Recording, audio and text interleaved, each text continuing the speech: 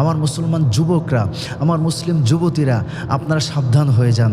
দয়াল নবীজি সাল্লাল্লাহু আলাইহি ওয়াসাল্লামের জবান নিঃসৃত একটি বাণী আপনাদেরকে শোনাতে চাই, যেটি বুখারীর মধ্যে এসেছে, মুসলিম শরীফের মধ্যে এসেছে।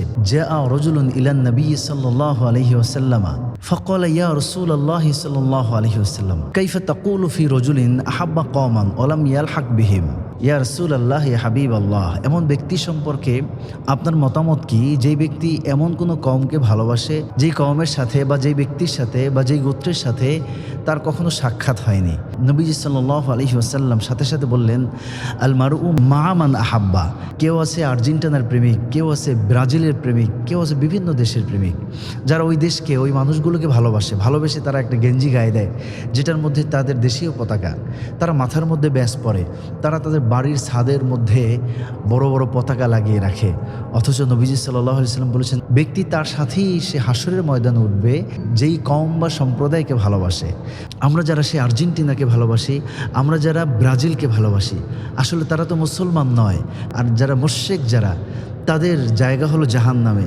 তাহলে আপনি আমি তাদেরকে এই দুনিয়ার জন্য, দুনিয়ার মহব্বতে, দুনিয়ার ভালোবাসায়, এই সামান্য খেলার প্রেমে পড়ে, খেলার মধ্যে আসক্ত হয়ে যারা তাদেরকে ভালোবাসি, তাদের দেশীয় পতাকাকে নিজেদের গায়ে জড়িয়ে নেই, তারা আসলে কি করছেন?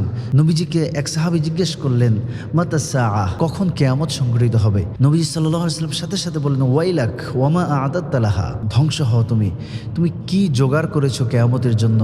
সাহাবী বললেন, ইয়া রাসূলুল্লাহ ইয়া হাবিবাল্লাহ, মা আ'দাত্তু লাহা ইন্নী উহিব্বুল্লাহ ওয়া রাসূলাহ। আমি কিছুই জোগাড় করতে পারিনি, কোনো আনুষ্ঠানিকতাই আমার নাই, তবে আমি আল্লাহ এবং তার রসুলকে ভালোবাসি। নবীজি সাল্লাল্লাহু আলাইহি ওয়াসাল্লাম বললেন, হ্যাঁ, তুমি যাকে ভালোবাসো তার সাথেই তুমি হাসরের ময়দানে উঠবে।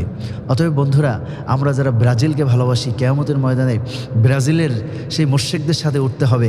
যারা আর্জেন্টিনাকে ভালোবাসে, আর্জেন্টিনার সেই মুশরিক কাফেরদের সাথে আপনাকে কিন্তু উঠতে হবে। যে দেশকেই ভালোবাসি না কেন, সেই যে কওমকেই ভালোবাসি না কেন, সেই কওমের সাথে, সেই দেশের সাথে আমাকে কিন্তু কিয়ামতের ময়দানে উঠতে হবে। অতএব বন্ধুরা, আমার মুসলমান ভাইরা, আমার মুসলমান যুবকরা, আমার মুসলিম যুবতীরা, আপনারা সাবধান হয়ে যান। আপনার আমার ভালোবাসা হবে একমাত্র আল্লাহর জন্য। আপনার আমার ভালোবাসা হবে নবীজি মুহাম্মদ সাল্লাল্লাহু আলাইহি ওয়াসাল্লামের জন্য। যেই নবীজি সাল্লাল্লাহু আলাইহি ওয়াসাল্লাম এখনও রওজা শরীফে আমাদের জন্য দোয়া করছেন, আমাদের জন্য কান্না করছেন, উম্মতি উম্মতি বলে চিৎকার করছেন। কিয়ামতের ময়দানে নবীজি সাল্লাল্লাহু আলাইহি ওয়াসাল্লাম আমাদেরকে শাফাআত করবেন। নবীজির শাফাআতের উপযোগী নিজেদেরকে বানাতে হলে সেই নবীজি সাল্লাল্লাহু আলাইহি ওয়াসাল্লামের আদর্শ মোতাবেক জীবনটাকে গঠন করতে হবে। আমরা ভালোবাসবো, আমরা যাকেই ভালোবাসো, আল হুব্বু ফিল্লাহ আল বুগযু ফিল্লাহ, ভালোবাসাটা হবে আল্লাহর জন্য। কারোর সাথে শত্রুতা পোষণ, সেটাও যেন আল্লাহর জন্য হয়। এই জন্য বন্ধুরা, এই বিশ্বকাপ খেলা নিয়ে আমরা আর মাতামাতি নয়, আমরা এবং আল্লাহ এবং তার রসুলের দিকে ফিরে আসবো ইনশাআল্লাহ। আল্লাহ তাআলা আমাদের সকলকে কবুল করুন, মঞ্জুর করুন। আসসালামু আলাইকুম ওয়া রাহমাতুল্লাহি ওয়া বারাকাতুহু।